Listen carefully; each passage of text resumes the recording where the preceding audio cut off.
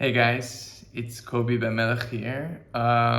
It's been a pretty interesting time for the podcast. Some really cool guests coming up, some very interesting guests, including a former Prime Minister of Israel. So watch out for that in the near future. Um, and I guess it's just a reminder to say that as things get cooler and cooler over here, really to subscribe to my podcast on YouTube, Spotify, Apple, whatever, um, and to share the episodes if you like them. So, for example, this next one, I've never spoken with a victim of a terrorist attack before. And I didn't really know what to expect, but this one, you know, this conversation was very interesting. I thought, and I think might be interesting for other people as well. So this is an opportunity again to say, please subscribe to wherever you listen to my stuff, and if you really like this episode, share it. Really, I would appreciate. I would appreciate the help in spreading the word.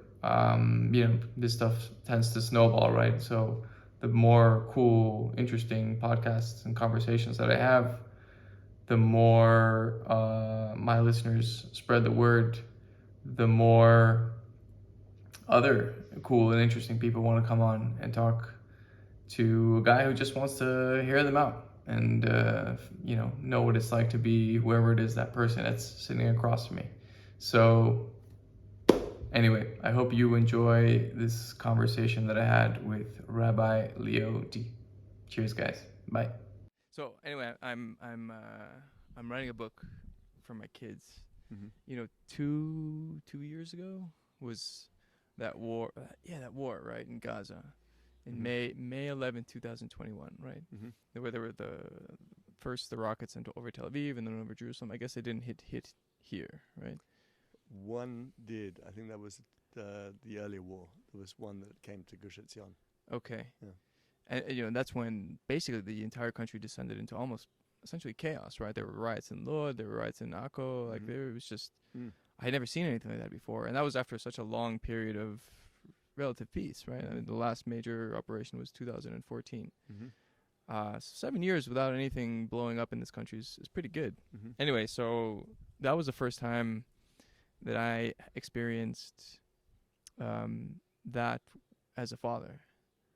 And it's one thing to bear the rocket sirens and all that stuff as a single guy, right, or even as a married guy, but with kids it's different, because now it's like I'm this innocent little creature who's just brought into the world by essentially strangers, right?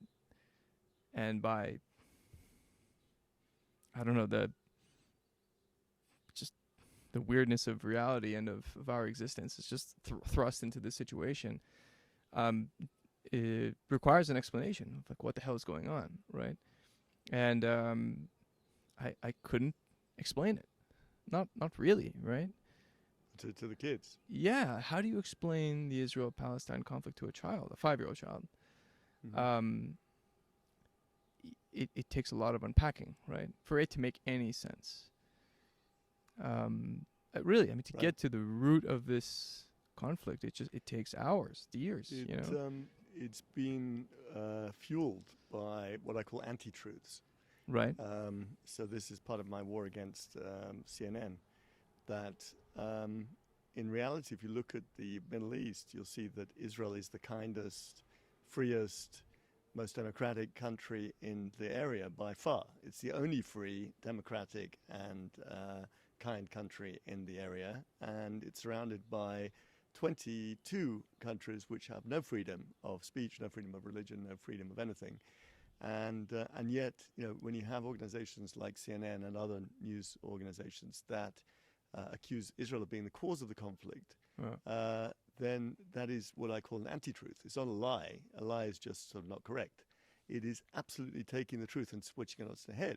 Yeah. Because if you're surrounded by fascist dictators, which we are, and people who have got no freedom at all, basically slave regimes, where we have 200 million slaves surrounding us, and we're the only free island in the area, with 2 million Muslims who are the only free 2 million Muslims in the whole region, and then we're being accused of being the evil one when they're clearly clearly the evil one. So this misinformation campaign is what actually sort of is swaying people now. You as a podcast organization don't have to one guy. you as a podcast don't have to toe the line of these media organizations. You could say you can have your own sort of truth, which might be the actual truth, but might also have less viewers than CNN. But well, that's the thing. So I realized look, the night when those rockets came over into Tel Aviv was 9 o'clock at night. It was just finishing up dinner, and I had to take my 2 sons. I had 2 sons at the time. Now I have 3. I had to take them downstairs to the bomb shelter, and I had to do that several times because there were several volleys, right? Mm-hmm. And by the last time, I'm skipping over most of the details, but by the last time, my son, who had just turned 5, vomited as he came upstairs. And he was crying. He says, I just want to go to sleep. And the next day he asked me, well, what were all those sirens? What were all those bombs? And then I started to try to explain, what's Israel? What's Palestine? Okay, then I have to explain what a country is, what a border is, and whether it was just this jumbled mess. Right. And I realized I just don't know what the hell's going on here. So what's interesting is that actually the experts don't know anything. Right. And right. One of the things that I've found, because in my situation I've been able to open every door. So that's the strange result of what happened. What does that mean, open every door? It means that I can call anyone and they will meet with me. And that's why people saw me in the Knesset many times over the last few weeks, and speaking to senior rabbis and people in all sorts of positions in society. And people generally will pick up the phone to me at this point. Yeah. And I've learned a lot about Israeli society, and I've seen that there's very little strategy that goes in from a high level in terms of making decisions. That a lot of it's done basically on momentum. That whatever has been will be. Somebody said to me, security is stability, stability is security, which if you unpack that basically means the less we do, the better, because everything is as it is as good as it's going to be. Okay. And that really is a statement that sums up the Israeli sort of hierarchy, and in the rabbinate as well. That we don't want to rock the boat. Things are going pretty well here. The economy is pretty good. Security is pretty good. Everything's pretty good. And yet, if you're like me and you've been affected very deeply, and 44% of your family has been wiped out by a terror attack, then you don't feel that stability is security, security is stability. You feel that actually there needs to be change. Right. And then you go around and try and see if there are any partners for change, and you find that there are, but they're amongst like the millions of people, and not amongst the tens of thousands of leaders or of either regime. Right. So then you start looking at different ways to achieve change, and that's been a real challenge. But I actually was a change management expert in my first expert. I was a management consultant in my first job. Okay. So when I came out of university at Cambridge at the age of 22, I joined a consulting firm for 3 years in 1994 to 97. And I was doing turnarounds because the economy in 1990 was at a low. 1989 was a crash, and things started picking up in the early 90s. By 94, they realized we need to really grow the economy now, and they had no people left because they'd fired everybody. So they brought in management consulting firms who didn't have any people either. So they recruited people like myself from Oxford and Cambridge, and they threw us straight into boardrooms, and we were turning around FTSE 100 blue chip companies at the age of 22 with no experience whatsoever. And it was great because I enjoyed it. I mean, how successful we were is another question. But that's what I wanted to ask. Yeah. I think we were quite successful, actually, because, again, a lot of change is logical. It's just emotionally difficult. So there are techniques about how to work people through the emotions of it. Right. But, usually the ideas also come when you're in a company. The ideas come from the bottom. So one of the techniques we had in British Gas, which like one of the biggest companies in the country, was providing gas to every household in England. In the world, even. In the world. So we went around the workforce, thousands of people in the workforce. We did something called a brown paper exercise, which I don't know if they still do it today, but they did it 30 years ago, where you'd literally take out a roll of brown paper, stick it on the wall of the office, and you'd have post-it notes, which had just been invented, by the way, in those days. Okay. And got people to basically, and you drew out the process that took place in the complaints department of British Gas. Okay. And then you'd get a load of people who were just doing it, on telephone people, saying, put a red note where there's a problem and a green note where it's working well. And then what you'd find is that there were certain parts of the process which were working really well, and there were like clumps of green. And then there were clumps of red. And then you'd say, well, okay, this needs to be re-engineered. And so then you would basically write a paper, you'd sort of work out, speaking to them, what the problem was. Yeah. Well, the guy never turns up on a Tuesday morning, and all the complaints happen to be on a Tuesday morning, and whatever. So the solution is make sure the guy's there on Tuesday morning. Right. It really wasn't rocket science. Right. And then you take that to the board of directors and say, look, we can solve a big problem, a bottleneck in your complaints department by bringing in somebody for like, $1,000 a week. On a Tuesday morning, Right. and that would solve $1 million problem on the balance sheet or on the profit and loss. So anyway, what I realized was you don't have to be a genius to solve a problem, but you do have to understand how to work with people. Okay, so a few things that cropped up in my mind as you said that. The first is I've had similar thinking about what I want to do. So part of this podcast is born of a frustration of the way media is done in general, right? Whereas you have people present themselves as authorities on a subject matter where they're actually really not. Mm-hmm. The journalist comes in there without any experience about how to run a country, a city, a business, whatever, right? Much like a consultant. Sorry to... but, sometimes they know what's going on, but most of the time they don't because they haven't lived through what it is to be those things. Mm-hmm. So it's very easy to criticize, and that's all good and well, but to actually understand how these things work is something else entirely. And so then you get this sort of distorted view of the world, right? And then of course add on top of that all the the economic issues, right? Mm-hmm. That the news industry is going on, that is happening to the news industry. But the fact that the people whose job it is, the industry whose job it is to explain how the world works is crumbling, it's collapsing. Mm-hmm. This is a problem, and you can tell actually that the polls even show this.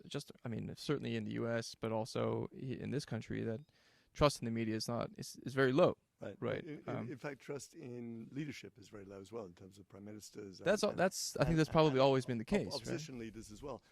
Interesting for me that I have a personality disorder, which was caused by being bullied at school for 2 years when I was 12, 13. My mother at the time was not in a state that she could help me.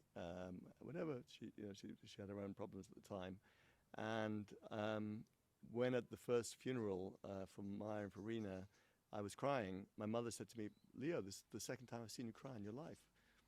I said, "Well, when was the first time?" She said, "That time you came back from school crying when they threatened to throw you down the stairwell." So I said, well, Mum, I was bullied for 2 years. I never cried before that. So she never noticed that I was upset for 2 years before that. Wow. Until they threatened to kill me in the class. And then I was the youngest person in the class by a year. I was put forward a year. So then I was shorter than everybody. Right. So that I had that. And I was also top of the class, which made it not a very good combination. You painted a hell of a target on your So I really was the target. And I was Jewish. And there was only 2 Jews in my class because there was a quota in this Christian school of how many Jews you were allowed to have. This is a joke. No, not to be a victim blaming, but you kind of deserve it, man. Yeah, and you're younger, and you're shorter, and you're smarter than everyone else. So what I found was 2 years I had to cope with this particular problem of bullying. Yeah. And the teachers were no use. And so I learned to really to just ignore authority. And that became a part of my personality, which Lucy sometimes found quite sort of appalling. But, if there was a senior rabbi or a senior politician or senior anyone and everyone was giving them tremendous respect, right. I'd be the one calling them, names that were probably not appropriate, at least privately. Right. And she said, well, can't you give them a bit of respect? And this guy's got like 30 years, 40 years experience. And I said, well, it just wasn't me. So, right. So that's part of, and actually now I'm going around meeting these people and I've been pretty honest with them. I mean, for example, you talk about the problem with the media. So I think the media and the politics together form a quite dangerous package. Yes. So if you go around the Knesset, it's very fascinating. The ministers, at least, maybe the other regular politicians as well, have a television in their rooms. Right. So you're sitting there. They've got the TV playing what the news is saying, and outside the Prime Minister's office, you might have been there. You'll see they've got channel 12, 11, 13, 14, all the channels with like 2 or 3 people, anchors, whatever, sitting there waiting for passing politicians to give an opinion. So I actually saw one of the ministers come into his office, look at the news, and then pop out again to make another statement, and then come back in again to see how it looked. It's theater. And it's basically like a feedback loop. And the way I explained it, it's a bit like putting this microphone next to the speaker, right? And what you'd find is that there'd be this like loud boom. And that's what's happening in politics and the media, is that the politicians are saying something, the media are replaying it, they're listening to it, and it's going around this huge circle, and it's so unproductive. Right. I went into one minister's office because I mentioned to you earlier that I wanted to close the Shar Shem, which is the entrance into the Muslim quarter for the Jerusalem Day Parade. And the reason I wanted to do that was because every year there's what's called a Chillul Hashem, like desecration of God's name, because you get a bunch of young kids who dance around thinking it's funny to shout out death to the Palestinians outside their houses there, which is, of course, where the world media is waiting for them as a trap. Right. And it goes out to about 500 million people every Jerusalem Day. Right. That look, and the way they cut it, as you know, is they have that, and then they have the Hamas people sing death to Jews, and say, well, they want the death to Palestinians, they want death to Jews. The situation is worse here than it's ever been. Yeah. And look at the conflict in the Middle East. Can I just take a time out for a second, just so I know exactly who I'm talking to? So, you live in a settlement. You're a religious Jew. Do you like it that kids say death to Arabs? No. Okay. I think it's the greatest insult to the decent Arab population. So I was trying my best the week before the Judicial Day Parade to get the gate closed, and I was speaking to every senior politician, and every senior rabbi who had any influence to do it. And they all could have individually probably had influenced it. Yeah. And they all individually agreed with me that it was going to be a terrible, Chillul Hashem, a desecration of God's name, in front of the whole world. And none of them wanted to take it on their particular reputation because they thought that they might look like they were left-wing. So when I went into a very senior minister who everyone would say is probably the most right-wing minister in the government, I won't mention his name, I sat in his office, and by the way, he had the TV playing behind me. So as I was talking to him, he's looking at me, and I said to him, Jaime, whatever his name was, I said, it's very rude that you've got the TV on behind me. I said, my father does that to me, and it really annoys me. So I grabbed the TV control, I turned it off, and I said, you'll have to speak to me for 10 minutes without it. He said, what if I missed something? It was like the plenum or something. They're voting in the Knesset, and there was some Haredi guy talking some rubbish about the budget. I said, look, he's talking rubbish. It's not relevant to you. I said, if something important happens, your secretary will come and tell you. Right. He said, okay, fine. So he listened to me. I said to him, Jaime, and we won't mention his name. I said, Jaime, you're the only person who can close this gate. You do realize that. I said, because you can actually do it. Right. You have the authority to do it. And nobody could say that you are left-wing because you are the most right-wing person in the government. And he looked at me, he said, you know what? They will tell me that I'm left-wing. So I don't know who is going to tell him that he's left-wing and who's going to tell Bibi he's left-wing and who's going to tell the rabbis they're left-wing. Right. They're worried about some group, about 5 teenagers on a hill in some sort of settlement in a caravan who apparently are controlling the whole, this idea that they won't close the gate to the Muslim quarter because they'll be accused of being left-wing. It's a circus. And it's just, the whole thing is like is ridiculous. Anyway, of course what happened was, they kept the gates open, and these boys danced around, and it became the story. The appendix to the story, though, you might like. So last week, I had the head of from the Ministry of Education came to the house. He's in charge of 450 yeshivas and ulpanot, so religious high schools in Israel, all of them, right? And he gave me a very lovely book of 40 projects that were set off in these different high schools in memory of Lucy, Maia and Rina. So that was beautiful. And I said, thank you very much. And we had a little film saying that if in 2 months' time there's been some progress, I'm happy to come back. They can make a little film. I will speak to them all. And it was very nice. And then before he left, it was a 10-minute meeting. Before he left, I played him this video of these boys dancing in the street. I said, there were 16-year-old boys with kippot. I said, by the way, I said, you're 450 schools. I said, these boys, would they go to one of those schools? He said, yeah, for sure. I said, well, I'm asking you then, you identify who these boys are. You summon them in front of the chief rabbi or equivalent. You get him to give them complete telling off, a 1 hour lesson about what it means to desecrate God's name in public in front of non-Jews, like they did. And then you give them a project of 1 day cleaning up the Arab culture in Jerusalem, Oh, wow. or equivalent project, and all of it's caught on film. All of it is then sent to all the schools, and maybe to the national and international media. He said, "I will do it." You will or will not? He said, "I will do it." Okay. So I checked up on Friday and checked how's it going. And he said it's in progress. I don't know whether it will happen, how it will happen, or if it will happen, but Right. I certainly fascinated to see that it should happen. Wow. I think there'll be a lot of support from most of the right-wing people who are not the 5 guys in the caravan, the imaginary 5 people, by the way, in the caravan, who are Right. so right-wing that they would even call the most right-wing politician left-wing. So except those 5 imaginary people that don't really exist. Right. I think right. everybody basically would agree that is. So okay, so this is perfect. So just to come back to the point about this, the kind of parallel that I have with you is that I thought if you can, so a bad informational diet, which is what we have at the moment, leads to polarization, right? We don't Right. we break down in trust, and we have these judicial the protests over the judicial reforms, and half the country thinks the other half is trying to essentially turn this country into some sort of authoritarian regime, right? The seculars don't trust the religious, and the religious think, you're playing a game for your own power, right? Right. This is bad. This is a bad state of affairs. But if you have a better informational diet, a media system that promotes nuance and data, essentially, Yeah. then what is the if the extreme on the bad end of it is polarization and then maybe even a civil war, well, what does the other side Right. take you, right? Now, obviously, if you can finish the sentence and you think, well, interesting, maybe we can have a truly peaceful society in that sense. But this ties back into what you were saying about stability, security, stability. It's like, it's a very dangerous game to play, right? And I was talking about this with my wife. She's like, that's super naive. We have a fundamental educational problem, which is many Arabs are fed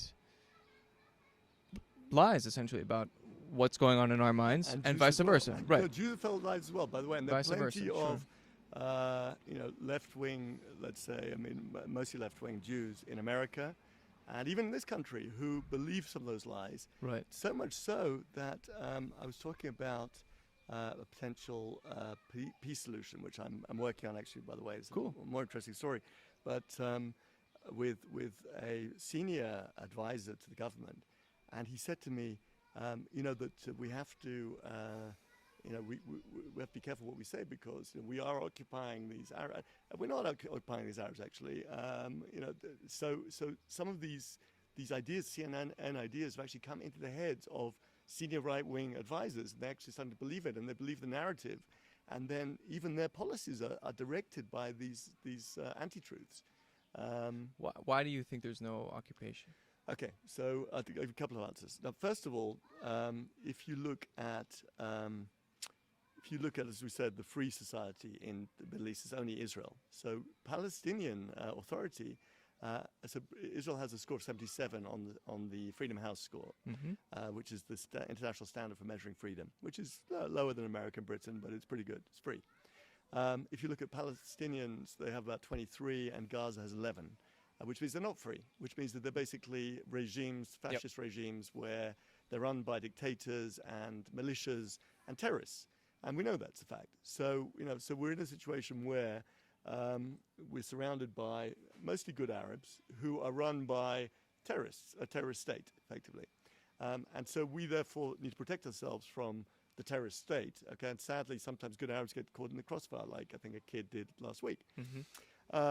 But basically, we're doing the best we can, and we're giving them more and more work, paying them higher and higher salaries. I've got a lot of Palestinian friends who come in. This garden, as you see, has been kept very well by my Palestinian gardener, who I pay more than I would pay an Israeli gardener, because he's a great guy. My house was built by Palestinians, and every time I need any job done, I bring them in, and I pay them a very good day's salary for an Israeli. And that's what's happening, and that's reality. So, we're treating them well, but the security situation is such that we can't trust them because we can't trust their leaders, who are basically a bunch of terrorists. There was a guy called Ari Fold. I don't know if you remember sure. Ari. So he was from a frat, and he went to my shul. And he was murdered 4 years ago at our local shopping center, which is Rami Levy, which happens to be in Area C. He was stabbed in the back by a young Arab guy. I remember watching that online. Right, and now actually watching a guy get stabbed to death. I wasn't so close to Ari at the time, but I started looking at some of his videos. And one of his videos, he is standing at the Western Wall, the Kotel, and he shows the bottom bricks. And he says those bottom bricks were put there by Herod, right? When he built the Second Temple, he rebuilt the Second Temple about 100 years before the Common Era, whenever it was, whatever the date was. He said, you see the middle bricks, those were added to by the Crusaders or the Christians, whatever, 1,000 years later. He said, you see the mosque on top, Al-Aqsa Mosque? He said, that was built by the Ottomans 500 years ago. So he says, who is occupying who? He said, in other words, if we are occupying them, then we would have our bit on top of them. But actually, if they're occupying us, they would have their temple on top of our bricks. So and he does the same in Hebron. He goes to the Cave of the Patriarchs. He goes to the Cave of the Patriarchs, and he says the bottom bricks there, you can see them very clearly. They were the Jewish building. So the middle one's a crusade. Again, there's a mosque on top. So who's occupying who? So again, that narrative is not very popular, and it's against it's against the anti-truth that's being spread by the world media. But if you think about it logically, it's quite obvious, who has the bottom bricks and who's got the top bricks. So the only, I mean, there will be several pushbacks, but I guess one is, I think Mika Goodman puts this really nicely, is that there was never a Palestinian state to occupy to begin with, right? Because it was Transjordan before that, and then of course the British Mandate. Yet, what Palestinian people, the conditions that they live under, resembles very much a military occupation. I mean, there is a military government. I mean, it's all controlled by the military here. So, it is and it isn't. Right. And so it's interesting politically. I mean, historically, that if you go to Kfar Etzion, which I recommend everyone goes to Kfar Etzion, there's a sound and light show about the War of Independence, 1948, and there were about Lamed Vav, I think 36 martyrs, Jewish martyrs who died defending the south entrance to Jerusalem during the War of Independence. That Ben Gurion said it was because of them that we actually won the War of Independence.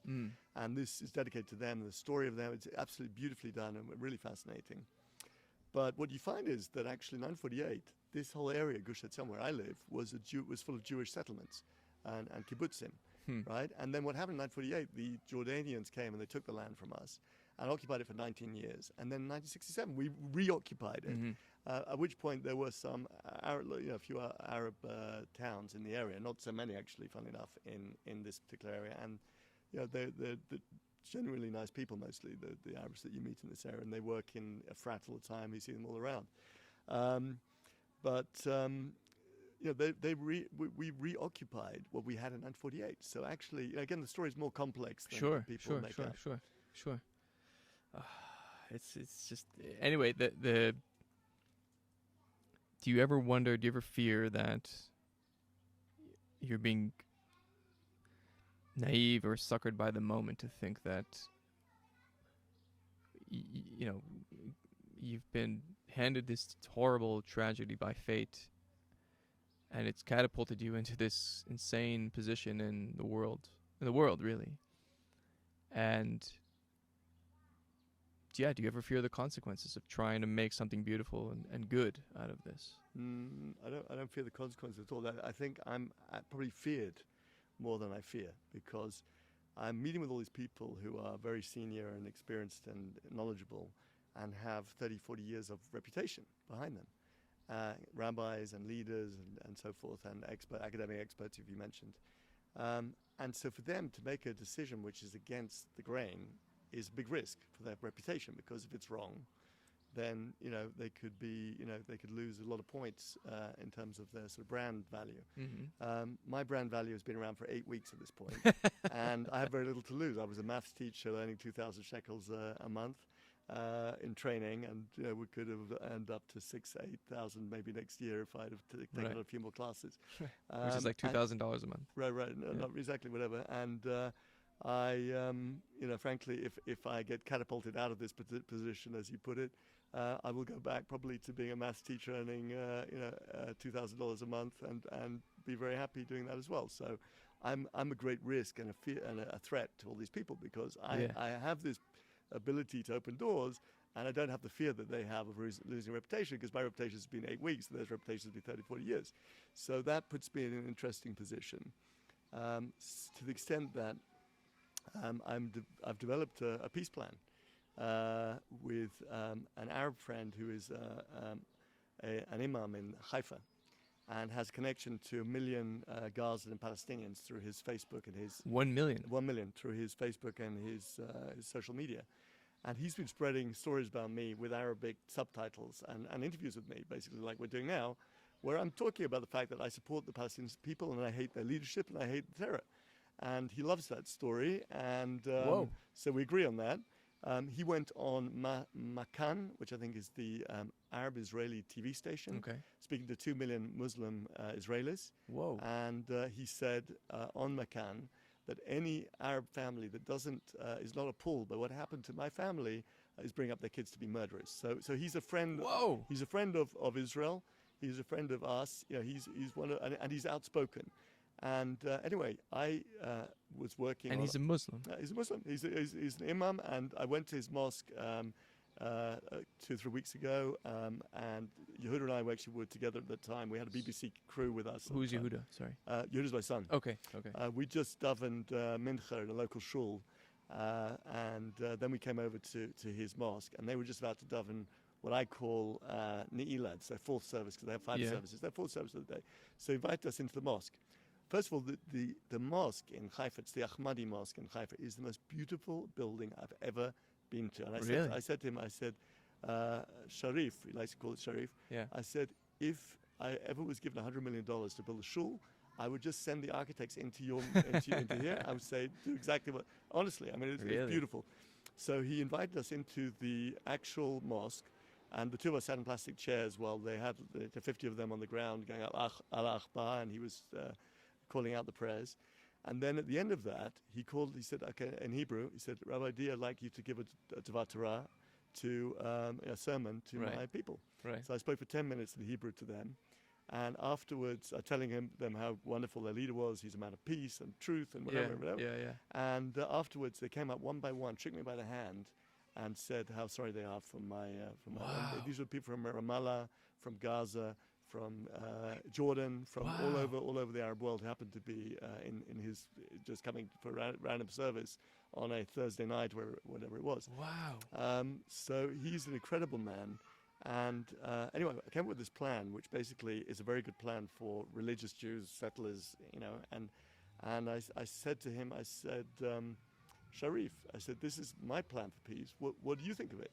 And he listened to the whole plan. He said, you know what, Leo? He said, that is exactly what the Palestinian and the Gaza people have been dreaming about for 50 years. So I'm thinking, how could it be that there's something which appeals to me as a settler, as a right-wing religious Jew, who cares about all the things that we care about, and it's exactly what the Palestinian people want as well, because it gives them certain freedoms which they don't have at the moment, and it's like a win-win. So anyway, so we're working on that plan. Please God, we'll plan to release it in the beginning of July. And we need to tick a few boxes between now and then, and to discuss it with various experts. But once we have, then can you share what's in it? I'll tell you what it's not. Right? I'll tell you the 3 plans that are on the table at the moment and why they don't work, and I'm sure your viewers can work out the 4th plan for themselves. It's not rocket science. But the first plan is the one-state solution. It doesn't work for us because you'd have to bring in 5 million extra Muslim Arabs, and that would change the whole balance of power. It wouldn't work for them either. Okay, but probably wouldn't work for them. The 2-state solution doesn't work for them because what we call a state, which means a circle around what they currently have, and no border with Jordan, no border with Syria, no border with Lebanon, no air force, no army, no nothing. But that's not really a state, right? If we're honest, it's not a state. So from them, what we call a state, some what they call a state. So there is no 2-state solution because there's no such thing as a state that doesn't have all those. Costa Rica doesn't have an army. Okay, but I'm saying, it doesn't tick the box for Right. Arabs require dignity. According to Sharif, Okay. one of the big things for Arabs is dignity, and having a state which doesn't have any access to the sea or I don't suppose we can tell them to quiet. we could ask. You want to be, Yeah. okay. You are a powerful man. So we're talking. So we're talking about the two-state solution. In my opinion, and in his opinion, it's not a solution for the Arabs because it creates a state which we might define as a state, but nobody else would define as a state because it doesn't have the powers of a state and decision making of a state. It's completely engulfed in Israel. It's just basically a sort of description. So then there's a third solution, which apparently Sharif told me about, that the Palestinians have pretty much agreed to, which is a federal solution, which is like a state solution. I didn't realize that it was on the table. But what you do is you make each city in Israel like a state, so Tel Aviv and Jerusalem and Ramallah and Bethlehem. And then you give a certain point in the Senate. And you'd have, so for Ramallah, apparently what they'd agreed, or what they think they could agree with the Palestinian Authority at this point, is that Ramallah has 200,000 people, let's say, would have 5 votes in the Senate, and Modi'in, which might have 200,000 people, might have 10 votes, right? And that way you'd ensure the Jewish nature of the state. So you basically fix the votes, which happens in America to a certain extent, that some states have more points than others. But the problem is with that is that I think the European Union and the US and the non-Jewish people around the world would call it apartheid, because effectively you're saying that one Jewish vote is worth two Arab votes. That's apartheid. So it doesn't actually create a solution. Right. It creates another question. So those are the three solutions that are apparently on the table. Yeah. And we've come up with the fourth one, which actually ticks all the boxes, both for the Jews, for the Palestinians, and for the European Union and the Americans. So interesting. Because, the most humane solution would be something like everyone stays exactly where they are, and there's some switch in their mind, some concept is redefined. Okay, so sovereignty.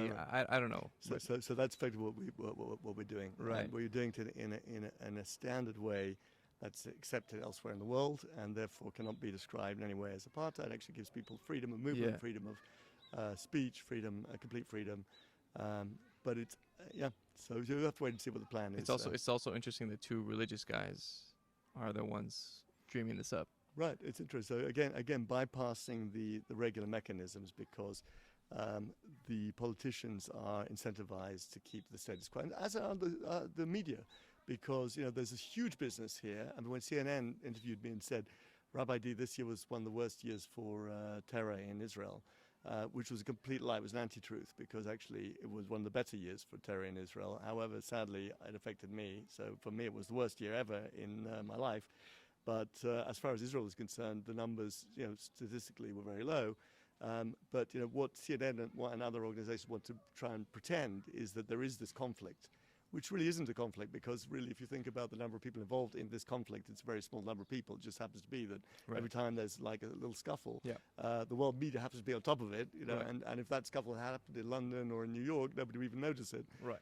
It wouldn't be newsworthy. So there's a huge business here in media and in politics of keeping this thing going as it is, and pretending that it's much worse than it really is. Yeah. And in the meantime, the people here have got a bit fed up with it. The people, my friends, religious Jews in the frat, we're fed up with it, and the Palestinian friends over there, they're fed up with it. And together, the people actually want an end to this, and they want to actually have freedom and rights, and be able to drive up to holiday in the Kinneret, the Sea of Galilee, without getting shot by 3 to 2 barbarians. So we're fed up with it. The leaders are happy because they've got a good job, and they've got good income, and they've got stability and security. But actually the people are a bit fed up with it, because apparently security and stability is not enough for the Palestinians, not enough for the Jews. It's incredible, actually, just how most of us just want to get on with it. Yeah. Right, and not have to constantly have this thing weighing on our necks, Right. It's partly why I'm writing this book for my kids. So anyway, if I go back to how we started, right? It's the only reason I'm here in this country is because I'm a Jew. Mm-hmm. It's the only explanation, right? And then, what the hell is that? What does it mean to be a Jew? And I didn't have an answer. I could explain to you some of the customs and the rituals that we all do, but why? What? So I have a book on this, actually. I don't know if you wanted me to promote it, but Do it. It's called Transforming the World. Okay. The Jewish impact on modernity, and it's available on Amazon. I wrote it about 11 years ago, and it was published 7 years ago. And it's my whole outlook on life and Judaism. And basically what I do is I take the whole of Judaism and I put it into, to boil it down to what it really is. And the reason I wrote it was because I had bar mitzvah boys. I was a community rabbi in London, in a community where about 1% of the people actually kept Shabbat and kept kosher. Okay. And 99% of the people were not so observant in those particular mitzvot. I wouldn't say they weren't religious, because some of these guys and girls were so strong in chesed and kindness and doing wonderful things that you couldn't describe them as not religious. They were religious in different ways. Yeah. And a lot of them made aliyah. But I wrote this book because we had a lot of bar mitzvahs during that 3 years that we were in that community. Yeah. And I said, I'm going to learn with every bar mitzvah boy twice, one-to-one. And this could be his last Jewish learning in his life, because after his bar mitzvah, he's not going to come back to synagogue. Right. And he may not marry a Jewish woman, but more likely would not, based on statistics from that community. And therefore, this is his last opportunity to learn anything Jewish. So I thought to myself, what could I teach them? And I thought there's only one thing: why be Jewish? So I broke it up into two parts. Number one, what's in it for me, Chaim Cohen, to be Jewish in my life? Why does it make me happy? Which that was the first half. And the second part was, why does the world need Jews? In other words, what do Jews do in the world that changes the world? Right. And I boil it down to one idea, which is basically shalom, which is not peace, by the way. But shalom is, you can understand as peace for this purpose. It gives you inner peace, right? That's the happiness aspect of it, and show how a lot of the different things we do as Jews actually do make you happier. And in terms of what impact the Jews have in the world, so our job is to make peace in the world. And actually, we have all the tools to do it. That's why, it was the first thing that came to my mind when I thought I could open every door, was why not start at the top? So that's I could, if that fails, I can go and speak and do dinner dates. Have you met with the Prime Minister?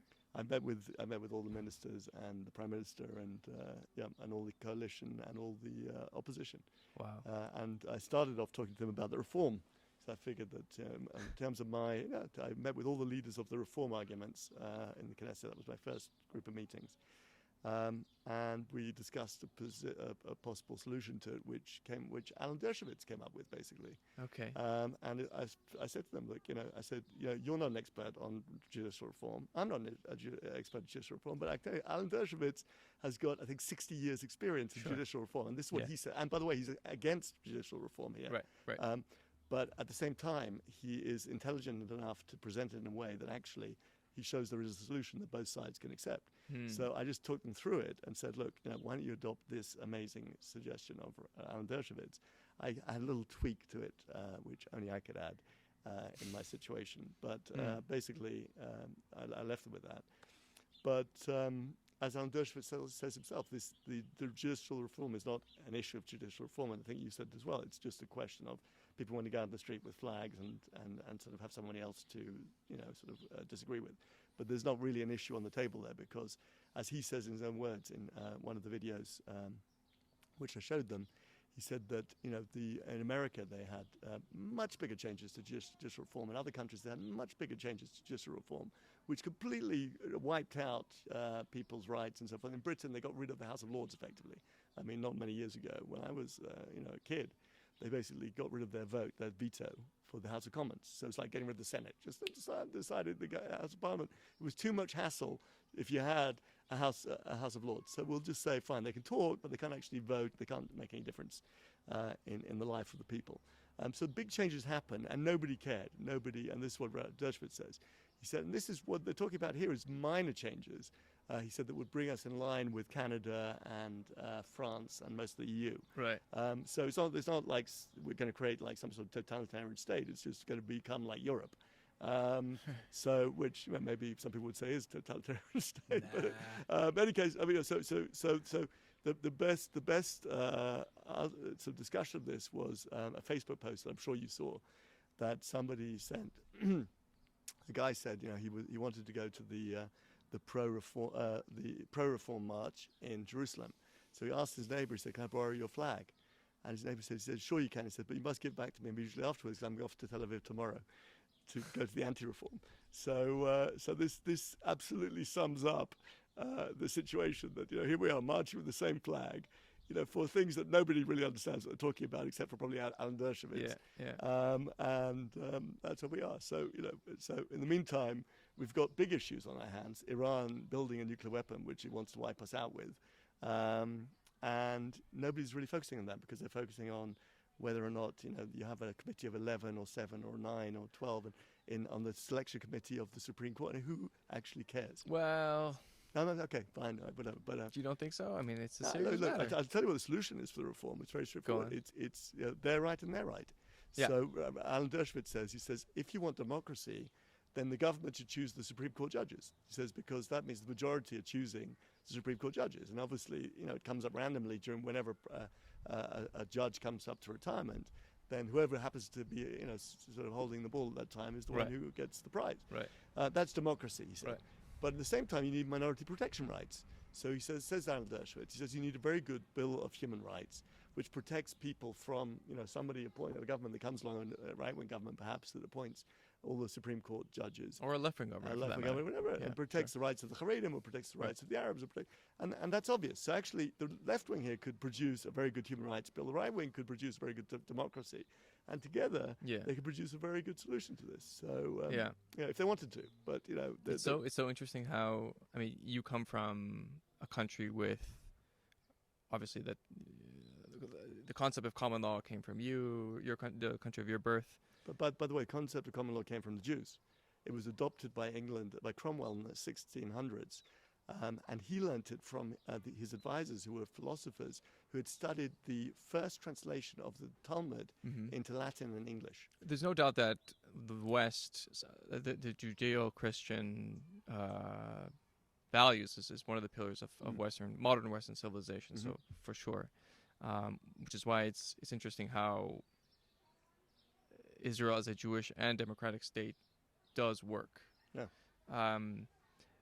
But what I want to say is that this whole judicial reform thing is been portrayed, at least to the broader public, as sort of right-wing, trying to have a sort of theocratic takeover of what is a secular state, and yet here you are, a religious man, albeit from a Western nation, but still speaking in strictly secular terms, Right. And in fact, it sounds like you deeply want to uphold those democratic institutions, right? A separation of powers and completely. I mean, human rights. In terms of human rights, I mean, I tell you what my tweak was to it. Which, because they said to me, the left wing said to me that the right wing will never agree to a Bill of Human Rights because it protects terrorism. And the big complaint from the right against the Supreme Court is that when they wanted to knock down a house, they wanted to expel people from the country, then they always have this human rights issue that comes up for the rights of the terrorists and the terrorist families and so forth. So I said, okay, I would have one tweak. I'd say human rights only apply to humans. And if we carve out non-humans who are terrorists, and I can say that because of my current situation, I said then we can actually have a very suitable solution that works for everybody. Okay, so I'm going to seize on that, because that's... So I sort of lied to you. I said, I didn't have an agenda. I do have an agenda, which is, it's just, I like to talk to people because people are people, and I like getting a sense of who the person is on a human level. Now, forget all the identities and stuff. And you just made a distinction between there's humanity and then there's the evil fuckers who do the things that they did, for example, to your family. And yeah, I mean, we have a tendency to demonize our enemies, right? And no doubt, I still can't understand how I could find myself in a situation where I wake up in the morning with the intention of killing a random stranger just because they happen to come from a different background. Right. assuming, of course, I'm not at war, right? Mhm. But literally a random civilian on the street, in the Mhm. road, and saying, today's your day to die. Mhm. I don't know what state of mind I'd have to be in to get in there. But it must be it is a distinctly human enterprise, right? Terrorism, let's say, but just in general, killing an innocent person. And so I would call it non-human, inhuman enterprise. certainly, but the perpetrators are still human, and there must be. There's the argument that says that, the ideology of radical Islam and jihad is what is coloring these people, um, and so if you have these terrible ideas in your mind, then it's rather obvious that I don't fully agree. I mean, I think that it's interesting. You look at the Shoah, the Holocaust, as a model for this, and I think this is very interesting. And people point out to me that in the Holocaust, a third of the Jewish people were destroyed. In my family, 44% were destroyed. So I had a worse Holocaust experience than average. If you look at the Holocaust, I mean, let's say, how many SS officers do you think there were who actually were prepared to kill other SS officers in order to get them to kill Jews? And I would imagine, most people would estimate that to be maybe 10,000 or something. It was a small number. And then you say, well, underneath them, there might have been another 100,000 SS officers who would kill Jews, but they were being told by the ones above to kill Jews, and they were worried about them and their families being killed by these 10,000. So there was 100,000. Then there was 1 million soldiers, let's say, or more, who were out there collecting Jews up and doing big ancillaries to murder, who, were threatened by their, the 100,000, that the 10,000 would come and kill them. So there's like this pyramid of fear. Mm-hmm. And actually the number you'd have to get rid of in order to sort of, have peace would have been the 10,000, because if you didn't have those 10,000 sort of psychopaths, then probably 30, 40 million Germans could have been free of all this from the beginning, and obviously the Jews. And it's interesting because my father always used to say to me that he wouldn't buy a German car or German whatever as we were growing up. And he said, I blame the Germans because they should have saved the Jews and whatever. And then he got to the age of about 70, 10 years ago. And he said to me, you know what? He said, if I was a Jewish family living in Berlin and I was secretly surviving through the war, and another Jewish family came along who I didn't know and knocked on my door and said, can we hide here? And I knew that if they did, there was a great chance that they would be discovered. I would be discovered, and my family would be killed, and my kids and my parents and my brothers. He said, I don't know if I would have taken them in. Right. I might have just said to them, I'm sorry, I can't take the risk. Right. And that was the first time I heard him say that, and I realized that that's probably true. We as Jews, we were accused the Germans of being accomplices and so forth. Right. But the truth is, if you got those 10,000 people at the top, right, then how much choice do you have as a society? So I think that's the situation with our friends here in the Palestinian territories, that there's a group of them at the top. Hard to quantify how many, although some of my friends have quantified for me how many, let's say 1 to 2, 3%, who really will kill their mother in order to get what they want. And then the rest of them are living scared. And so when they were dancing in the street and throwing sweets because of the murder of my wife and kids, and people said, look, this is the majority of Arabs and so forth. What they didn't show you on CNN was that there was that one of the Hamas guys, the 5,000, 10,000, whatever it is, standing in the corner observing everybody to see who was dancing and who was throwing sweets. And those who weren't participating in the way they were meant to be participating would have had severe punishment. So then you ask yourself, if I was there, maybe I would have been dancing and throwing sweets as well. So so it's hard to judge. Would you agree with the following summary of what you said, which is, so in every society there exists a very small percentage of psychopaths who would just cause mayhem just for the sake of it, and it matters culturally speaking. It matters if your culture can clamp down successfully or not, or even encourage, as the story you just said, encourage this kind of behavior. And the results are such that, terrorism is just, in general, as a strategy, as a tactic, is just a terrible thing. Forget Jew, Arab, doesn't really matter. The context is irrelevant. Terrorism is a terrible thing, to kill an innocent civilian. And if your culture celebrates that, you allow psychopaths to thrive. Right. But I throw the media into this as well, you see, because terror is actually very limited in this country. And this is where, CNN, when I was interviewed by Christine McFarlane, and she said to me, Rabbi Dee, this was one of the worst years for terrorism in Israel, wasn't it? And I said, well, actually, Christina,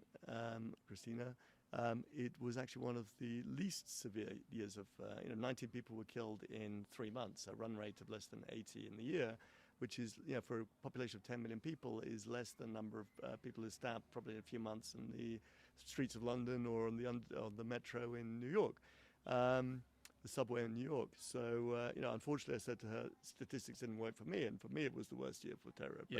But when you have news organizations like CNN basically trying to, the anti-truth, which is trying to pretend that actually things are really, really bad, this supports terrorism because, they create terror. What is terror? Terror is really fear. And if people actually put it into its box and said it's actually a very small number of people, much less than the number of people that killed in car crashes in this country get killed by terror, and your chances, you should be more careful when you get in your car than you should be about being worried about a terrorist killing you. If that truth was provided, people wouldn't be scared of terror, and we weren't scared of terror. We went up and we drove through the Palestinian territories all the time in Area C, which is whatever Jewish territory, whatever you want to call it. We all the time. I've driven into Arab villages.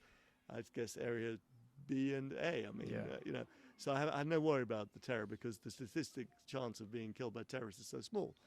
But when you have organizations like CNN that magnify this, pretend, and constantly lie and give you the anti-truth, telling you that this is a major issue, then you're in the mindset of actually empowering the terrorists, because now they know that a terror attack has the impact of, like, they've killed 1,000 people. They killed one person, they've killed like 1,000 people, because everyone in the world has seen it and said, oh, how terrible it is there's a terror attack in Israel. Do you, as now someone whose family has been severely impacted by terrorism, severely impacted, Wiped out. Yeah. Sorry for that. What do you think going forward about?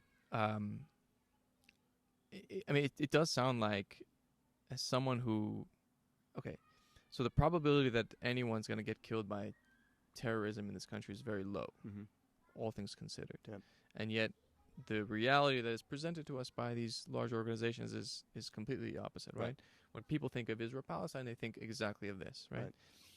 And but it happened to you, right? And yet you still insist on saying let's not mislead people and say that this happens all the time. No, let's not mislead people. Let's understand that since 2,000 Muslims have been killed in Israel. I think in the Palestinian territories and in Israel, and the whole of Israel, and 5% of those were by Jews. Well, 5% were part of the so-called conflict. 95% were by other Muslims, other Arabs. Right. So, and then if you look at what's happening in Syria, where 1 million Arabs were killed in the last 10 years, or you look in Iran, where the society is putting people in jail and giving no rights to women, no rights to gays and whatever. And you look at what's happening in other countries around us, where thousands of people, tens of thousands, hundreds of thousands of people, millions of people are being killed, or basically treated as slaves. You see that the reality of the situation is very different. And people don't think, they think about the conflict, the Palestinian-Israeli conflict, which is the smallest conflict in the Middle East. The biggest conflict is between these terror states and their own citizens. And nobody cares, because this false rhetoric on CNN and other TV channels, which gives you this false impression, has made you think that Israel's a problem. And so if you go to a university campus in America, Europe, or Britain, if you were to wrap yourself in an Israeli flag, you would get flogged by the students. But if you wrap yourself in a Palestinian flag, somehow you're this great, or Iranian, whatever, you'd be perfectly fine to talk about they stick around on the Human Rights Council of the United Nations, and nobody turns a cheek, even though, So if people actually understood the reality, and they would march down the street, instead of against Israel, they'd march against Iran, Syria, Palestinian Authority, and Gaza, that would be a much more fruitful thing to do, because actually those are societies that need to be changed, not Israel. So I look, I've never spoken to someone, a victim of terrorism, before. No, right. Right. Yeah. as you said, the chances are very low. But again, the way it's presented is a caricature, I think, and I'm actually really curious about what the experience is like. So even before the day itself, I mean, how did you and Lucy meet? I was at Cambridge, she was at Oxford. I'll give you her story because it's. Okay. She was in charge of. I'd left university at this point, and a friend of mine moved from Cambridge to Oxford to do a PhD in maths.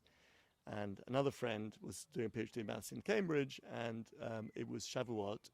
And Lucy was the head of the Jewish Society in Oxford, and she was organising this all-night studying, Tikkun Leil studying on Shavuot night. Okay. And so my friend Dov invited me and Yoav to stay with him, and we turned up. Now, what happened behind the scenes was that Lucy had invited a rabbi from Oxford to speak every session for 6-hour sessions during the night, and then everyone prays the morning prayers together, Shachrit together at 6 in the morning. That's what you do. Yeah. And then 2 hours before the festival came in, he'd called her from the car in London, going down to London, saying, "I'm not going to be in Oxford. Actually, I got a better offer, basically. So you're on your own." So she thought to herself, "My goodness, what am I going to do? I've got all these people coming, 50 people coming. I've got to organize something." So she called up all her friends and said, "Please do prepare an hour session of learning." Yeah. And they weren't that sort of advanced Jewishly, so they didn't really have much to talk about. So each session we turned up was 20 minutes of content. And then she was worried there was going to be like this 40-minute gap, and everyone would go home, and that'd be it, and the whole thing would fall apart. Turned out that, as you see, I like talking. So came to the end of the 20 minutes, I'd ask a question, and then everyone would discuss it, and then they'd ask another question. And so she remembered that I was the one who kept it going to the end of the hour slot each time for 6 hours. And then we were all able to daven. So she spotted you. She spotted me. This is her story, right? Right. So Did you remember her at all throughout this whole process, or when was the first moment you? So the next day, let's put it this way: the next day, Dov invited her to his room. Mm-hmm. The four of us played bridge together, and I partnered her, and he partnered Yav. So 2 PhD maths against 2 of us. She was studying Japanese. I was working in finance at the time, in consulting actually at the time. Mm-hmm. And so we won. And Lucy explained that she said that I always overbid and she underbid. Okay. And so together we came up with the right sort of bid. Okay. And so anyway, after that weekend, I went back down to my grandparents, where I used to visit once a week. And I said to my grandmother, "I met the girl I'm going to marry." Whoa. And this was a year before we started going out, and 2 years before we got married. But Wow. because she had to spend a year in Japan immediately after that, so I had like literally. You knew. I knew immediately, and I think she knew. Wow. Yeah. So we communicated. I'm also a bit of a romantic, so it's always heartening to see. So Yeah. and I guess I've said to people that we spent a lifetime and a half together after that, because we did so much more than most couples probably do in their lifetime together. We spent a year traveling around the world after we were married. No way. Yeah, so that was like intense time. Where did you go? We spent 3 months going through Asia, 6 months living in Australia, working. It was casual work in Australia, and 3 months traveling back through South America, all through third world countries, except for Australia and New Zealand in the middle. Right. So on a very low budget, we're backpacking. Incredible. Yeah, and then. How did you guys manage to stay together? If I did that with my wife, it would tear each other to So pieces. I've said to my kids, and they've all agreed that they'd like to do this, that once they get married, Yeah. they go off for a year. I mean, it may work for a bit or something, but then they go off for a year. Right. I will help them finance it, because I think it's more difficult now than it probably was then. Right. Also, we were a bit older than the kids, please God, will be when they get married. But it's the best experience, because you grow together, you see each other in difficult times, hungry, tired, you catch a bug here, you catch a bug there, you get diarrhea, and you're sort of, traveling on buses and trains across China and India and Laos and Thailand and Indonesia and Bali and whatever, not to mention Peru and Ecuador and Bolivia and Guatemala and Mexico, and Wow. getting arrested at the border of Mexico and being told that You're going to have to tell me the story, man. well, many stories, but I was arrested at the border of Mexico, so I didn't have the right stamp in my passport. Bear in mind that we entered from America, so it was like 1,000, 2,000 miles away or something. So I looked at it, I said, $25? He said 30. I said, okay, fine. So we had to deal with all different types of challenges.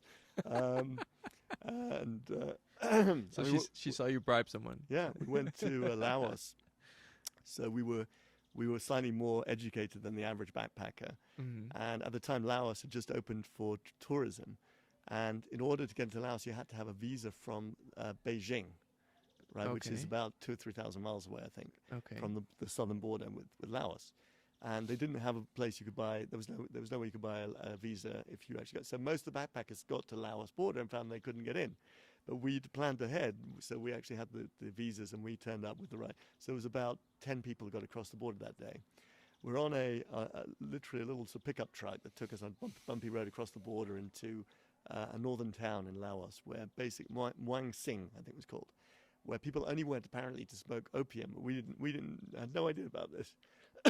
Chatting to an English guy on this pickup truck, I said to him, "What do you do for a living?" He said, "I'm a drug dealer." And that was like normal. That was like, and when we go to this place, I remember we paid 50 cents a night to sleep in this place. It was just open to tourism. They didn't know how to charge. And we paid 50 cents a night. We had like an ensuite, although Lucy reminded me it was literally a hose pipe that was coming out the ceiling. Right. But it was fine. It was hot and it was tropical and it was lovely. And we stayed there for a week or something. And the only thing to do there was to visit opium farms and smoke opium, which we weren't interested in. So we hired some bicycles, which came with a map to the local opium farm. And as we're walking down the street, or we're cycling down the street, we bump into a couple of farmers, basically looking, in sort of very rural. And we said, "Can we see your village?" Like, we sort of picture of a hut. I said, okay, so they took us off the side street, down to over a couple of streams, whatever, and looked at half an hour walk with our bicycles in our hands. And they took us to a wooden hut, and the women were wearing these golden headdresses, and they had their, we're not covered in places that nobody covered. They had straw dresses, and it was a genuine Laos experience. And the kids had never seen a bicycle before. They offered to kill a chicken for us, which we refused, and give us like boiled rice. Wow. And this we have pictures of it from, this is from 22 years ago. Wow. 23 years ago. And it was an amazing experience. And it was one of those experiences that, you only have when you're backpacking without an agenda across to see that there's many, many, many people who live very differently, dissimilar lives. But you know what we also found was there was a lot of happiness in these places. They were poor as they had nothing at all. Yeah. And the kids were laughing and singing and dancing, and the only thing they wanted to do was play with the bicycle. They'd never seen a bicycle before. Incredible. And they got so much joy out of it. And then you realized from that there's so much more to life than what we sort of see as Westerners. And we came back. I worked 4 years more as a private equity investor. Until I basically earned enough money that I said, okay, enough is enough. And then I quit once I was given my bonus that year, although I left a lot of money on the table, golden handcuffs, whatever. Yeah. And I became a rabbi. That was it. When I came to Israel, became a rabbi. Where did you get married? We got married in London. In London, okay. We lived in London for the first 7 years. And then at this point I quit my job, and I'd already been working 3 years before that, so I'd worked for about 10 years in finance and consulting. And and when did you have your first child? Was that in London as well? We had our first child, Maia, after 5 years. So we came back from traveling, and I was working in this high-pressure job in private equity and investment. And in fact, I was in the middle of a buyout when Maia was born, and because they always happen over Christmas and New Year, and Maia was born the 30th of December. What year was this? 2002. Okay. And if you look up the Financial Times, Google Financial Times of 2003, January 2003, you'll find there's a Maia Holdings, M-A-I-A Holdings company, which we named the company that bought the company that we were buying at the time.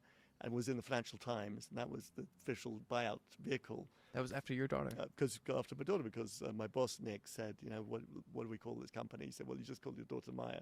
How about we call it Maia Holdings? Holy shit. And then of course, when you buy a company, you change the name back to the original name, but you have to have a different company name to buy the first company. Right, Otherwise, right, you have right. one company buying the same company, whatever. I Where guess, were you when she was born? So I'm pretty sure I was there. No, I was there. I remember being You were there. in the delivery I room. was there, but I wasn't there much afterwards for the week or two afterwards. And then Yeah. we completed the deal, and I took probably time off. But I think I was probably one of these city people who didn't take that much time off, actually. And that's why Lucy insisted also that we go to Israel, and she was happy that we went to Israel. And that was a fantastic. So anyway, but we spent a lot of time together. We spent the year together. Not so much, as I say, while I was working hard in the city, but once I was studying to be a rabbi for 4 years, we had tons of times together. And then when I was a rabbi for 6 years, and she was really the Rebbitzin, she was the one who did everything. I was her sidekick. And we spent a lot of time together at home, as you do as rabbis. And then we came back here, and I had different jobs, usually working from home, a couple of days out. She was a teacher, working afternoons. But we had a huge amount of time together for many, many years. For 25 That's why you years. say a year. And so we had a lifetime and a half of time together. And she insisted. During Corona, we had, of course, a couple of years together. And after Corona, we took Thursdays off to just be together and to hike in the Dead Sea or to swim in the Mediterranean. What was your first memory of Maia? I mean, do you remember being in the delivery room? I remember being in the delivery room. I took a picture of her literally when she was on the weighing scales. And the funny story was that when Karen was born, I took a picture of her as well on the delivery scale, on the weighing scales. And by some mistake, the picture of Maia got into Karen's passport, so they had exactly the same picture in both their passports for the first 5 years of their life. Now we got away with it, and nobody noticed, because I mean it's just ridiculous having a picture of a baby anyway, as you can imagine, once they're 3 or 4 years old. Right. But I thought, I insisted on having this picture in there, and when we made Aliyah in 2004, or we came over, let's say in 2004, to study here, it was the woman at the El Al desk. Just before we get off the flight, they take your passports. She opened one passport, then she opened the next passport. Then I could see her looking at it, and she showed it to her supervisor, and the supervisor said, "Oh, don't worry." She put it back, and that was the only time anyone noticed. So, incredible. Yeah. What were? I mean, give me a sense of what your wife Lucy and so Maia and your other daughter's Rina. name. Rina. Right. What were they like? So I'd have to do this out crying, but Lucy was a very special person who, people have said was just very grateful for everything. I mean, a lot of people just said, at the shiva, a friend said, she always thanked them for every small thing they did for her. She never took anything for granted. She also was somebody who changed herself. She worked on herself. She came from a family that the parents were split up basically when she was 12. She had two twin sisters who were 3 years old, and she was seen pushing them in the street herself at the age of 12, 3-year-old sisters in a double buggy. Mm-hmm. And she would prepare breakfast for them, lunch and dinner for them, take them to school. From the age of 12, she was their mother basically. Wow. And her father got remarried. That created its own problems. So she effectively had to reinvent herself. She didn't have a model of parenting, but she knew she wanted. But she parented her sisters, so she sort of developed her own techniques at the age of 12. Yeah. And I guess that's one of the things that attracted me to her was, that I liked the fact that she was this motherly figure. And did you in that night when you were playing bridge? When I look back at the dating period I had with my wife, there are these moments that stand out. Like, for example, we had early when we were dating together at her apartment, we hosted a potluck Shabbat dinner. And it's not a big deal, right? But it was like 20 people, and we organized most of it. And she was she was just an incredible host. So what you say is just absolutely resonates. My parents went away before we were married. Before we were engaged, maybe we were engaged. I'm not sure if we were engaged or before we were engaged. Yeah. It was New Year's Eve, and I always like to have a turkey. You couldn't have a turkey. Kosher turkey is only available at Christmas time, Okay. even in England, because the turkey market is big, and there's a big demand from Jews, by the way. So I wouldn't have a turkey on Christmas because that's a little bit too religious. But New Year's Eve, everybody's celebrating, having a drink, and I thought, let's have a turkey and invite 20 friends. Okay. And Lucy cooked at my parents' house. And again, it was exactly the same story. I was totally impressed by the fact that she knew exactly what to do. Right. And she was this great hostess. And I saw this vision of us having like this great sort of social life and this Right. family. And But you noticed it at the moment. I didn't Yeah. compute it. It was just a thing. I was like, I like this, you know. Yeah. You know, like another time when, again, early on when we were dating, she hosted some friends and she made homemade sushi. And I thought, oh my gosh, you know. Looking back, like now I see how adventurous she is with her cooking. Well, and it's like, sushi, because Lucy went to Japan, yeah, sushi was her thing. So she came back with a rice cooker, which we had actually for about 20 years. yeah, And literally 5 years ago, we replaced it with something not as good, but it just broke down. And she was great with sushi. And I remember, we even visited. I visited Japan once with her, and went to the Tokyo fish market. And they had a huge huge tuna, which I don't think exists today because they've overfished. But Yeah. at the time, it was on a huge table. It's the size of a car. Small car, right, and they were hacking pieces off, and we bought some of this tuna, and we took it back home, and she made some rice, and we had this sushi, this sashimi, and it was just beautiful. It was like, and if you're in Japan, by the way, there are different cuts to the tuna. There's Okay. there's like the sirloin, there's the entrecote, there's the yeah, and you buy the most expensive bit from the marketplace, and you have it. It's absolutely divine. really, Yeah. okay. I mean, so, and how was she as a mother? I mean, Amazing mother. So funnily enough, I was talking about this with somebody today. She and I both agreed that the purpose of parenting was to enable your kids, not to control them, but to enable them. yes, So we give them the tools that enable them to do whatever they need to do. Now, I did this by just basically, sort of sitting back and watching Lucy doing it. So I enabled Lucy to enable the kids. So she resented that a bit because she felt that I had all the fun and she had all the hard work, but it was true. But that's generally my sons adore me, but maybe that's a son-dad thing. I don't know. Right. But I think if you had daughters, they'd adore you as well. So and your wife would have to work even harder with them because she'd have the resentment of teenage girls at some point. Yeah. But it's moms. They always think that they have this thankless job. You know that they do everything. I mean, they do everything. Mm-hmm.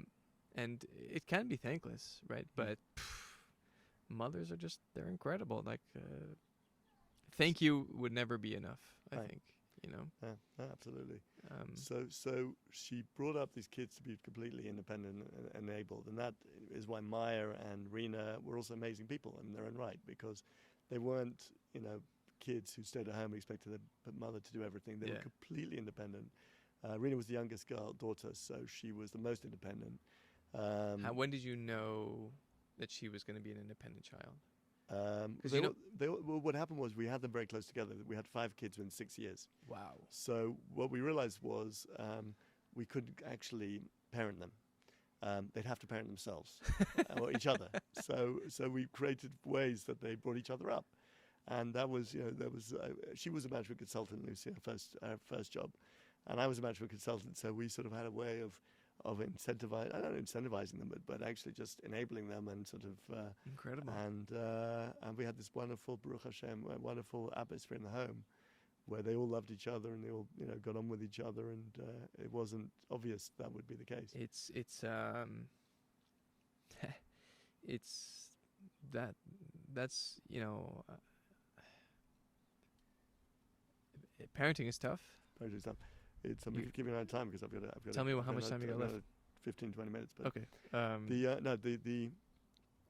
Maia, I just want to say, I mean, if your kids are that for me, when I see my kids, I have 3 sons, 7, 5, and almost 2, and they're buds, like they're friends. They're really, the greatest and it's just, pleasure that you get as a parent. Yeah. Yeah. Yeah. Scream at me all you want, as long as you guys are good together. So this is what they say about God, right? That God looks at us, his children, and he just wants us to get on with each other. There's nothing that gives God greater pleasure than seeing us getting on with each other, but also with the other people in the world, right? With the Muslims and with the Christians, whatever. That's the thing that gives God what they call in Hebrew nachat ruach, which is like great pleasure. And I think it's something which, as mankind, we haven't really given God much pleasure yet. But I say there are possibilities for that. I want to talk about Maia. Maia was very independent. I just talk about one thing that she did, which is a small thing, but just gives you a flavor of who she was. In her school, she was volunteering as a national service in Yerucham, which, as you know, is a less affluent town in the south of Israel. And so she was helping out in a school as a 20-year-old girl, helping year 9 girls acclimatize to the new school because they were first year in high school. And she did many different sort of activities, but she invented something which she called in Hebrew nishnosh parsh, which means snack and parsha. Okay. We'd have like in English, we'd call it sort of nosh and drosh or something, whatever. You'd have like some name. Yeah. So she created this name, and on Thursday break time, when they had like 20-minute break, she would get girls to, if they wanted to come, she would go and buy, I think with her own money actually, snacks, chocolate bars or wafers, and she would prepare a sort of 5-minute discussion about the Torah portion of the week. Let me turn that off.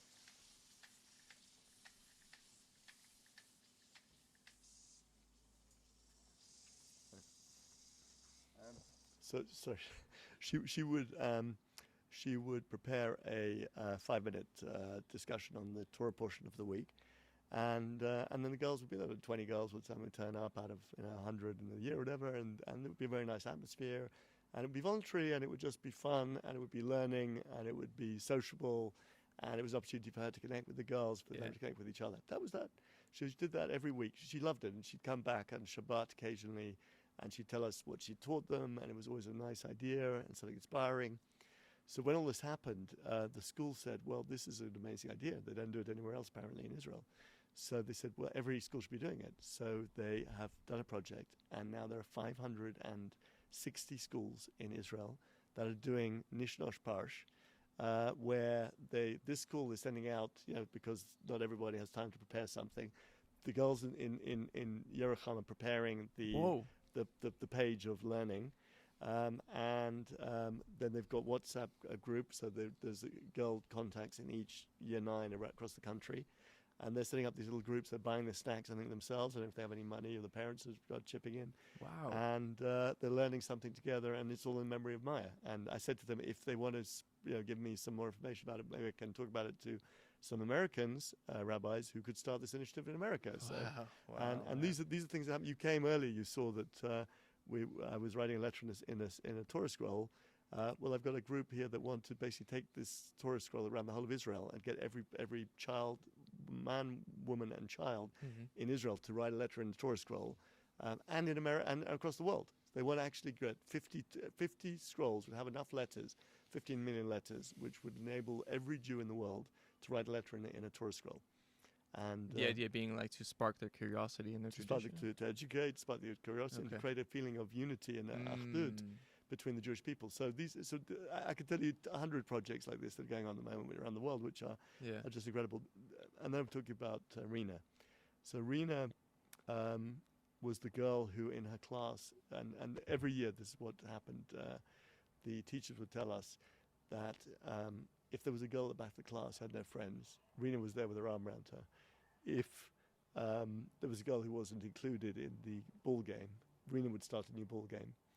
And her friends literally yesterday, made a video, professionally produced in a studio with them singing and pictures of Rina and a story about her life, which was having tears for 4 minutes. But every picture she was with a different group of girls. And that's who she was.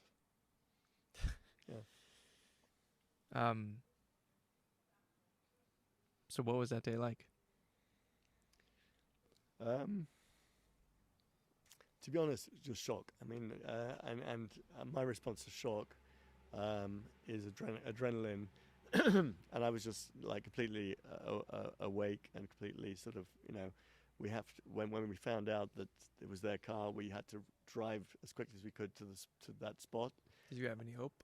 We had hope, and when we got there, we said, "Which car is it?" They said it was a Kia, and ours was a Micra. So we thought, "Oh my goodness, maybe it's not our car." Whatever. So and then when we discovered it was them for sure, because they handed me Maia's ID card. Then I drove straight down to Jerusalem because we knew that Lucy was in hospital having an operation, and then family and friends started turning up, and Karen, who had been not with us at the time, she was in Jerusalem, she was there. And I don't think I cried particularly. I just was very, mindful that we had to do the things we had to do. And now it's hitting me much more. Now I'm crying much more, which I think is healthy, and the kids are crying, on and off. Because you thought you needed to keep it together for your family? I think it's so unreal. If God forbid somebody has a family member who's in hospital with cancer for 10 years and you're sitting by the bedside and this happens, I think, then you cry immediately, and all the feelings happen. If it's God forbid an elderly parent who dies, so you cry and you feel the feelings immediately. I think when something like this happens, it's just so unreal. They disappeared. You didn't see them, and you don't see them the next day. You don't see them the next day, and then at some point, you realize you're not going to see them ever again. And I mean, I look at my kids and I think I can't wait to be a grandfather to your kids, right? Right. Right. So I'll talk to you about that. So I was in the car, and nothing happens by chance in my life. Everything happens for a reason. So I'm listening to Michal Horowitz, who's an educator on yutorah.com. Okay. And she'd be horrified probably if she knew that a man was listening to her shirim, but they're publicly available. So she's one of the people I just happen to connect with what she says. And I'm imagining she's talking to a group of like 50-year-old, 60, 70-year-old women in her community. And she's giving a class about Eina Nili Mili. I think Hillel says, "If I'm not for myself, who am I?" Okay. And she explains it as follows. She says, everybody has a role in life that they have to play. That God gives them this role. If I don't do that role, who's going to do it? And that's how she explains it, which is an interesting novel way of understanding that particular Mishnah. So everyone has a task. And then she said, and most of us in this room think that our task is to live to 120 and see our great-grandchildren. And they're all nodding. You can imagine. It's an audio recording, but I can imagine also. Yeah, well, surely that's everyone's role, is to live to 120, and see your great grandchildren. And she said, but that's not the case. She says some people have different tasks in life. People have tasks to fulfill all different types of missions, and God gives everybody a different mission. And sometimes people fulfill that mission, and sometimes they don't. And sometimes people who don't live to 120 and see their great grandchildren. And sometimes the people who do live till age 15 and fulfill that mission. And I thought, she's speaking to me. I mean, it was not by chance that I heard that. Incredible. And I had to hear that. Chief Rabbi Lau came to the house during the Shiva. And he said, this has to be the last idea, but he said, everybody has a book of life, a book of the history of mankind for them. And he said some people have 90 pages in it, and some people have 48, and some have 20, and some have 15 pages. He said, but some of those who have 90 pages have very large writing and big gaps between the lines. And some of those who have 15 pages have tiny writing and small gaps between the lines. I said, stop there. I said, it's all in Hebrew. I said, stop there. I said, are you a prophet? He said, I'm not a prophet. I ran into the other back room. I brought out a book of Sapiens, which is subtitled the history of the story of mankind or something. Right.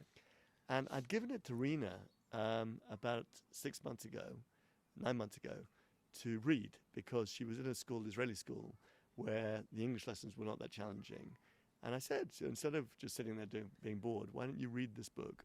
And we'll discuss it maybe, when you finished it. And it's a high level and it's interesting. And she was very much into all different types of ideas.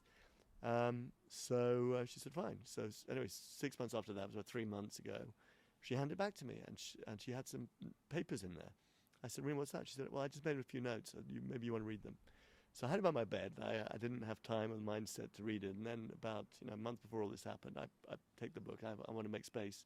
So I start reading the notes. And she's basically, the book is Sapiens, is all about evolution, Yuval Harari, Yeah. the history of mankind from 15 billion years ago and Mm-hmm. 5 billion, whatever it is, 5 billion years ago, and Yep. the history of mankind. And Great book. Rina has written a load of questions about where he says something which differs to the Torah view Okay. of creation. And she wants to ask me, basically, she wanted to have a discussion with me, if he says this, then how do we understand this? And that was her interest. So she wrote these notes, 6.5 pages of very small writing, very closely spaced, on A4. And I took those papers out and I showed them to Rabbi Leo. I said, is this what you meant? And he said, yes. I said, well, this book is called A Brief History of the Mankind. I said, you're a prophet. I said, and Rina had tiny writing, and she used to cramp it together. It used to really annoy me, because I said, and usually it's introverts who do that. Yet she had so many friends. I mean, so it was very unusual, but that was who she was. She cramped so much into, and her time as well, so much into a small amount of time. She would, she was once staying up till 3 in the morning at boarding school, chatting to the girls who were having a hard time. Get up 6 o'clock the next morning to pray the morning prayers, and then she'd go to bed late the next day. She'd come back on Thursday night so exhausted that you couldn't speak to her, and she hadn't eaten properly, so you'd give her like some food, and she'd just sit there reading Sapiens probably for about an hour or two, and then she'd go to bed. Then she'd go out on Thursday night with her friends till 2 or 3 in the morning. Then she'd sleep on Friday till about 2 or 3 in the afternoon, and by Friday night you could have a conversation with her. But then Friday night she'd go out with friends again till 2 or 3 in the morning, and then Shabbat she would sleep until 11, 12 o'clock. Then she would daven and join us for lunch, maybe have a conversation with her then, and then she'd be out with doing her youth group. She was a leader in the youth group, so she'd be doing that. Wow. And then the Saturday night after Shabbat, she'd meet up with the other heads of the youth group, and they'd do something till 2 or 3 in the morning. Then she'd go straight back the next morning to boarding school and start the whole thing again, and that was her life. So she was really not an introvert. No, she wasn't an introvert, and yet her writing and her space between writing was tiny. I mean, Yeah. So she cramped a lot. So I take all these things together as a message, and obviously it's very sad. But what Lucy and Maia and Rina achieved in their shorter lives was more than many people achieve in a longer lifespan. And what's happening now around the world because of them is just incredible. I mean, the amount of Jewish learning and chesed, kindness, and other initiatives, peace initiatives, which is just incredible. So they're transforming the world, which is the title of my book. So. Do you take that upon your shoulders? I mean, I wouldn't be genuine if I didn't say that.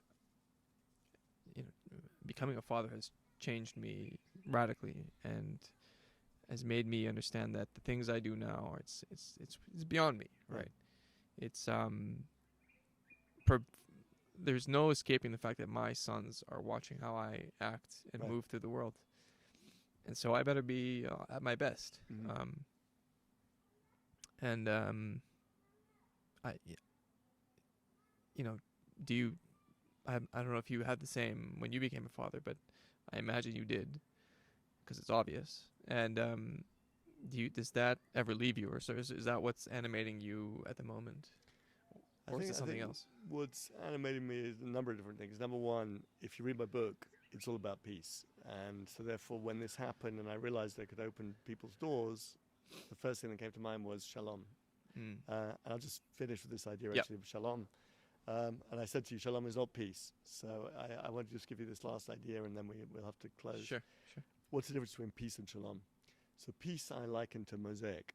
Every piece in a mosaic is a square. It might be different colors, but they're basically the same thing, right? With slight variations. Yeah. Right. And because of that, you can fit together. Usually stick them in mud or an uneven surface, and you see, regular whatever, and they pretty much fit together because they're pretty uniform. Okay. And that's peace.